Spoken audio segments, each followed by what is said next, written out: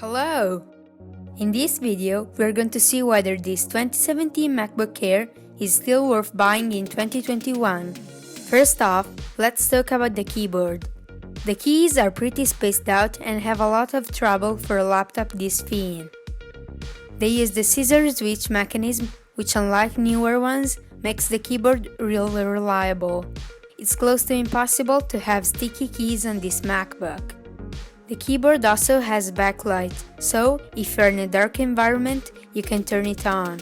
There is also the option to use the ambient light sensor to automatically turn it on, although it's no longer working on my MacBook.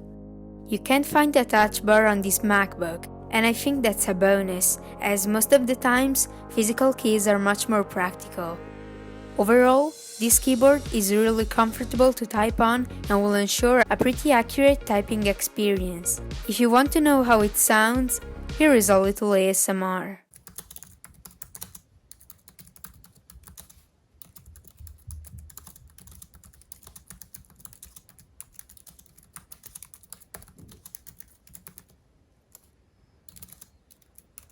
Right next to the keyboard, there is the trackpad. The trackpad is made out of matte glass and has support for multi-touch gestures that perfectly integrate with macOS. It's also pretty large and perfect for everything you might do on this laptop. This trackpad isn't like the ones you can find in new MacBooks, so it doesn't have force touch. It has a button under it, so it clicks perfectly fine on the bottom and in the middle, but it's harder to press on the top. This is the trackpad that Apple's been using since 2008 on MacBooks, and even to this day, it's still much better than most Windows laptops. So what I'm saying is, this trackpad is still amazing. Let's now talk about the screen. Well, it's not great, in fact, it's the same one that was used in 2010, but it didn't age that well like the trackpad. The resolution is of 1440 by 900, so the pixel density isn't that high. Even worse than that, the viewing angles are really bad. The maximum brightness is of 350 nits, and even when working outside, you can see the screen pretty well. Although the surface of the screen is glossy, it has a coating on it which helps reducing reflections. So the screen isn't great, but for the majority of people, it's good enough. Unlike today's laptops, this MacBook has a really great selection of ports. On the right side, you have an SD card slot, a 3.0 full-size USB, and a Thunderbolt 2 port, which allows you to connect adapters to connect the laptop to a monitor or to have an Ethernet jack. On the left side, there is the headphone jack, another full-size USB 3.0, and finally, the MagSafe connector for charging.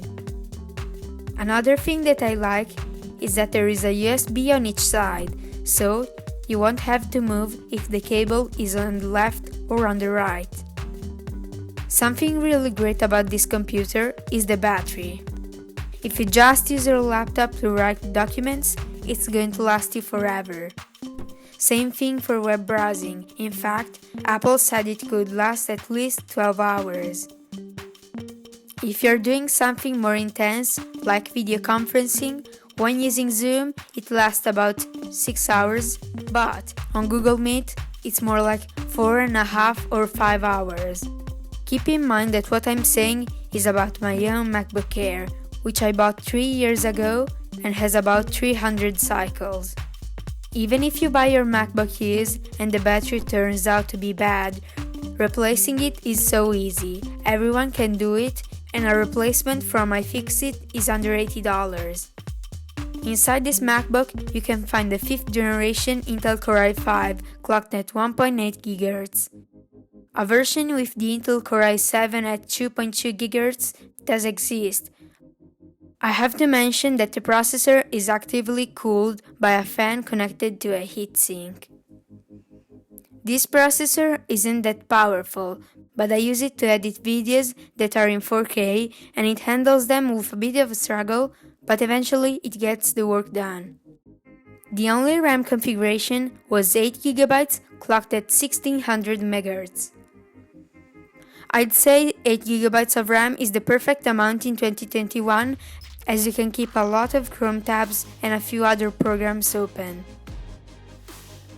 Speaking of the storage, it came in one 28GB of storage or two 56GB of storage.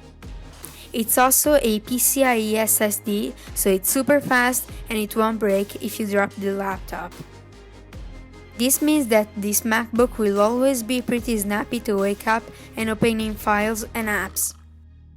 The MacBook I have here has a 128GB of storage, but I'd recommend buying the 256GB version as I'm always running out of storage. Since we're still talking about hardware, let's talk about the webcam. It's not bad at all. It supports HD videos and looks pretty great when you're using it for video conferencing. So this webcam is pretty good. But what about software? This MacBook is fully upgradable to the latest macOS Big Sur and will be still supported in the upcoming years. You can also run Windows on it by partitioning the disk. This MacBook perfectly integrates with other Apple products using iCloud, and you can use the amazing features like AirDrop that easily lets you share files between your Apple devices.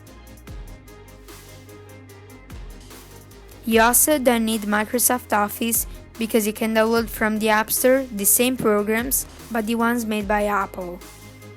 They are Pages, which is like Word, Numbers, which corresponds to Excel, or Keynote, which substitutes PowerPoint.